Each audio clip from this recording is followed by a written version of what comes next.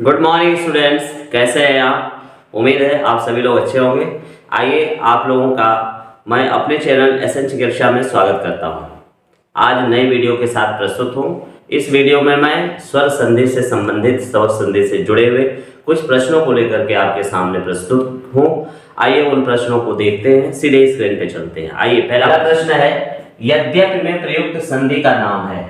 देख रहे होंगे क्वेश्चन, यद्यपि में प्रयुक्त संधि का नाम है। यदि आप स्वर संधि की बात किए होंगे, स्वर संधि पढ़े होंगे, तो इस प्रश्न को बड़े आसान तरीके से लगा लेंगे। ध्यान रखिएगा, इसके पहले मैंने एक ट्रिक बताई थी कि कैसे संधि को हम पहचानेंगे, तो यहाँ भी वो ट्रिक काम करनी चाहिए, आपको याद होनी चाहिए। और देखिए, यद्यपि में कौन सी संधि होगी। मैंने बताया था एक बार कि य, र, व ये शब्द अक्षर ऐसे हैं जिनके पहले यदि कोई भी आधी अक्षर आती है तो वहां पे कौन सी संधि होगी, याद करके बताइए। और उसी आधार पर इस संधि का नाम आप प्राप्त कर सकते हैं। बताइए, यण संधि, गुण संधि, अयादी संधि या दीर्घ संधि।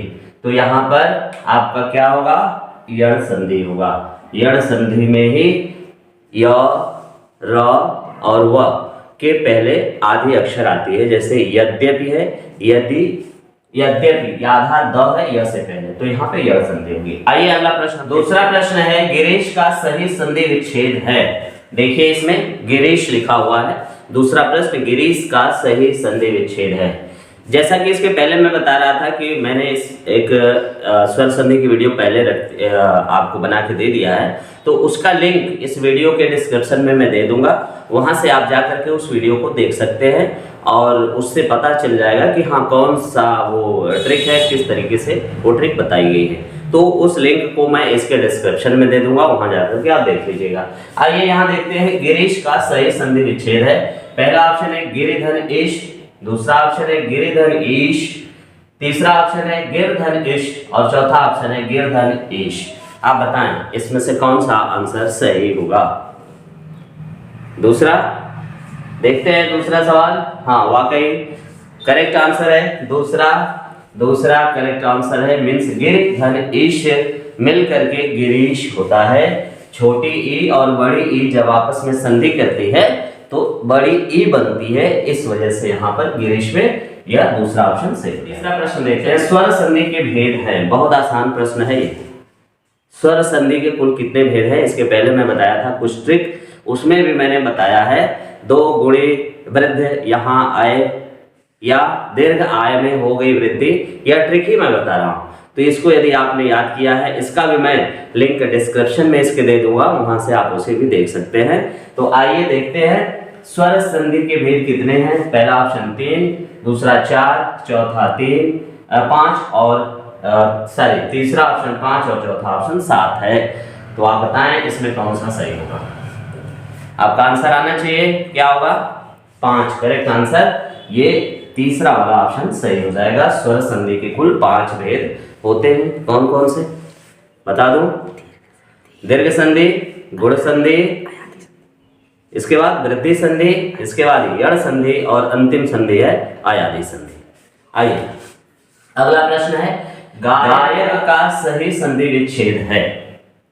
गायक का सही संधि विच्छेद है गा धन अक, दूसरा ऑप्शन है गय धन अक, तीसरा ऑप्शन है गे धन अक यक, चौथा ऑप्शन है गय धन यक।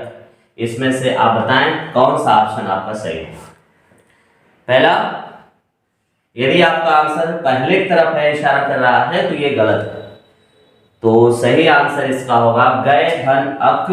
ये दूसरा वाला ऑप्शन सही होगा, गायक का संधि विच्छेद होगा गय धन अक। आगे अब देखते हैं 5वां सवाल, स्वागत में संधि है। स्वागत का संधि विच्छेद आप जानते हैं क्या होता है, सुधन आगत। सुधन आगत मिल करके क्या होता है, स्वागत होता है। तो यहाँ पर आप बताइए स्वागत में कौन सी संधि होगी। पहला ऑप्शन यण संधि, दूसरा गुण संधि, तीसरा अयादी संधि और चौथा ऑप्शन है वृद्धि संधि। बताइए, आप स्क्रीनशॉट भी लेकर के इसको देख सकते हैं, हमारे आंसर से अपने आंसर को मैच कर सकते हैं। यदि सब सही चल रहा है तो निश्चित रूप से आपकी स्थिति ठीक ठाक चल रही है, आपकी तैयारी ठीक है। तो यहाँ पर पहला ऑप्शन ही सही होगा, स्वागत में यण संधि होगी क्योंकि व से पहले आधी अक्षर आई हुई है, तो इसका ध्यान रखें, वो ट्रिक बहुत ही मायने रखेगी। आइए अगला देखते हैं 6 नंबर का, पवित्र। पवित्र में प्रयुक्त संधि है, ये भी बहुत अच्छा प्रश्न है।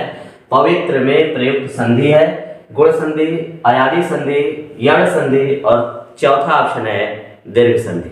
आप बताइए आपका कौन सा आंसर इसमें सही होगा। बहुत बढ़िया ट्रिक है, उस ट्रिक को मैंने बता दिया है और उसका लिंक भी डिस्क्रिप्शन में मैं दे दूंगा इस वीडियो के, तो वहां से आप उस ट्रिक को जरूर पढ़ लीजिएगा क्योंकि बहुत फायदा करेगी आपको। 1 से 2 नंबर आपको मिल जाएंगे। आप जानते हैं कि एग्जाम में 1 या 2 नंबर कितना महत्वपूर्ण होता है, उससे पूरी लाइफ बदल सकती है। तो आइए इस प्रश्न का आंसर देखते हैं। पवित्र में प्रयुक्त संधि है, गुण संधि, अयादि संधि, यण संधि और दीर्घ संधि। यदि आपका इशारा यण संधि की तरफ जा रहा है तो वाकई यह गलत है। सही आंसर इसका क्या होगा बेटा बताइए, अयादि संधि होगा क्योंकि आप जानते हैं पवित्र अयादि संधि है। अयादि संधि अधिक से अधिक 3 अक्षरों से मिलकर के बनता है। ये ट्रिक है, इसको याद रखिए आप। आइए निम्नलिखित में से, और एक चीज और जान लीजिए कि जैसे मैंने बताया कि 3 अक्षरों से मिलकर बना होता है। चलिए यदि मान लीजिए हम कहते हैं कि अयादि संधि नहीं है, तो भाई देख लीजिए गुण संधि की बात कर लीजिए। तो गुण संधि में आप जानते हैं कि जो शिरोरेखा है उसके ऊपर एक मात्रा होती है। क्या पवित्र में इस तरह का है? एक मात्रा तो है नहीं। आइए इसके बाद यण संधि की बात कर लेते हैं। यण संधि में क्या होता है, य र के पहले क्या होता है, आधी अक्षर होती है, तो वो भी तो नहीं इसमें दिख रहा है, मीन्स वो भी नहीं है। दीर्घ की बात कर लेते हैं तो दीर्घ में शिरोरेखा के ऊपर 2 मात्राएं होती हैं, तो भी तो नहीं दिख रहा है, तो जाहिर सी बात है क्या होगा, अयादि संधि होगी। आइए अगला प्रश्न देखते हैं। निम्न में से दीर्घ संधि युक्त पद है। जो शब्द नीचे लिखे हैं उसमें आपको बताना है कि कौन सा शब्द दीर्घ संधि का उदाहरण है, ये बताना है। पहला ऑप्शन एकैक, दूसरा ऑप्शन दैत्यारी, तीसरा ऑप्शन देवेंद्र, चौथा ऑप्शन सूर्योदय। बहुत बढ़िया प्रश्न है। इसका आंसर आप कमेंट बॉक्स में मुझे करेंगे क्योंकि मैंने सारी चीजें आपको बता दिया है। उम्मीद है आप इसका आंसर कमेंट बॉक्स में मुझे बताएंगे, और नहीं यदि गलत हुआ तो मैं आपको सही आंसर जरूर दूंगा। तो इसका आंसर आप कमेंट बॉक्स में बताएं। बहुत बढ़िया 1 नंबर का क्वेश्चन है, इस पे चाहे जितना करोड़ रुपया लगा लीजिए मिलेगा। अंतिम प्रश्न इस वीडियो का है, 8वां प्रश्न है, चंद्रोदय में प्रयुक्त संधि है। बताइए चंद्रोदय में प्रयुक्त संधि है। पहला दीर्घ संधि, दूसरा वृद्धि संधि, तीसरा गुण संधि और चौथा यण संधि। आप बताएं इसमें क्या होगा। ध्यान रखिएगा शिरोरेखा के ऊपर एक मात्रा है, बस बिना कुछ समझे सोचे इसका ध्यान रखिए। 99% आपके आंसर सही मिलेंगे।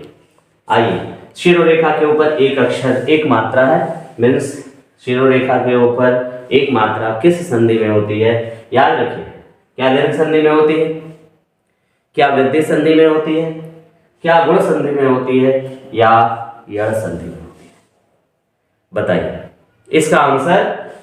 यदि तीसरे की तरफ आप हैं, इशारा तीसरे की तरफ जा रहा है तो एकदम करेक्ट आंसर है तीसरा, इसका आंसर सही होगा, गुण संधि होगी। इसी तरह से कुल मिलाकर के ये आपको मैंने 8 प्रश्नों का संकलन आपके सामने प्रस्तुत किया। अगली वीडियो में कुछ और प्रश्न लेकर के मैं आपको आऊंगा और इसी तरह के प्रश्न होंगे जो आपको किसी भी एग्जाम के लिए बहुत ही हेल्पफुल होंगे, जिसमें हिंदी से जुड़ा स्वर संधि से जुड़े हुए क्वेश्चन आते हैं। वहां पे ये प्रश्न आपको बहुत अच्छे हेल्प करेंगे। तो यदि मेरी वीडियो आपके लिए हेल्पफुल हो, अच्छी हो, तो मेरे वीडियो को लाइक करें, सब्सक्राइब करें और शेयर करना ना भूलें। फिर अगली वीडियो में आपसे मुलाकात होगी, तब तक के लिए नमस्कार, धन्यवाद।